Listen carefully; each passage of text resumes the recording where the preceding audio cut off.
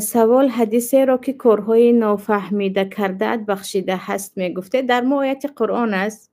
ربنا لا تؤاخذنا ان نسینا او اخطانا. خداوند خودش به ما یاد میدهد در آمن الرسول در آخران آیت سوره بقره که خدایا آن کاری که ما از جهت خطاگی یا از جهت خطاگی همون نفهمیدن یا از جهت فراموشی کرده ما را مؤاخذه نکن، ما را مؤاخذه نکن. و این معنیش این است که وقتی که شما نفهمیده در حقیقت کردید گناهایتان یعنی به آن گناه نوشته نمی شود. و باز حدیث پیامبر است که رفع عن الامت عن الخطا و النسیان و ما استکره علیه. از امت من قلم برداشته شده است وقتی از جهت خطاگی هیچ نفهمیده کاری رو انجام میدهند یا از جهت فراموشی یا از جهت مجبوری کسی آنها رو مجبور کرد با کشتن یا با ضرر جدی رسانیدن و آنها آن عمل را انجام میدهند.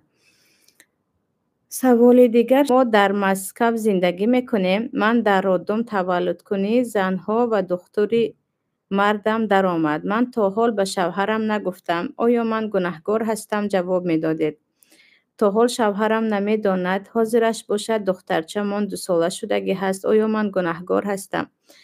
درباره تولد کردن در دختر مرد، بعضی اساسا وقتی که زنها هستند نباید در نزد دختر مرد تولد کنید، این گناه است.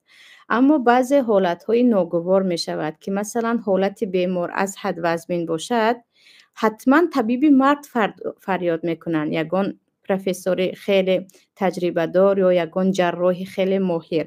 در اینجا اون مرد به شما همچون یک زن به عورت شما نگاه نمی کند. خیلی میدانیم در وقت تولد زن احوالش خیلی بد است، خیلی، یعنی حتی شوهر خودش هم بعضی زنها رو در وقت تولد اگر بیند شاید دیگر به اون نزدیکی کرده نتواند. برای همین گمان نکنید که اون مرد وقتی شما رو دید با یگان نظر شهوت یا چیزی دیگر دید.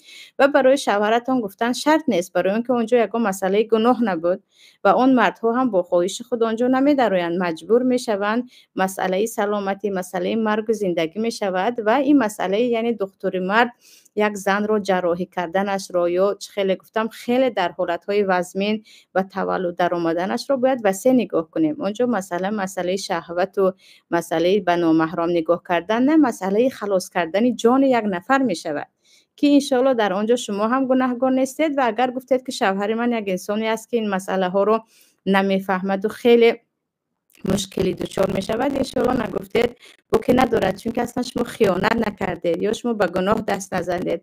حالت وزمینه بود که در آنجا حتی مرد رو هم صدا کردن که در حالتهای خیلی وزمین بعضا